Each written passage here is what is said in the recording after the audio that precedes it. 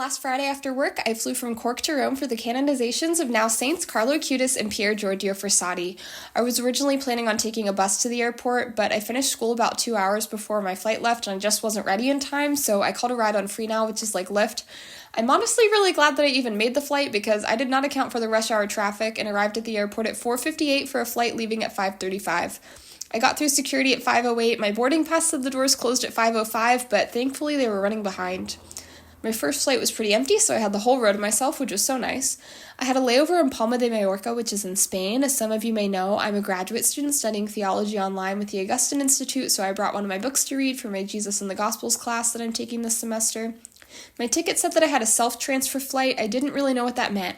All I knew was that the first leg of my flight arrived in Palma and the last leg left from Palma, so I figured I'd be fine. I arrived in Terminal A, but my next flight left from Terminal C, and there were absolutely no signs for Terminal C. I ended up asking someone who worked at the airport, and they told me that I would have to get my passport stamped and then leave and go back through security for Terminal C. Not sure why that was, but I had some time, so I walked outside just to say I left the airport in Spain. This is the view out my window as we flew into Rome, and I was so excited to finally get there a little after midnight. Our accommodation was right across the street from St. Peter's Basilica, which is absolutely incredible, and I'll talk more about my adventures in Rome in the next video.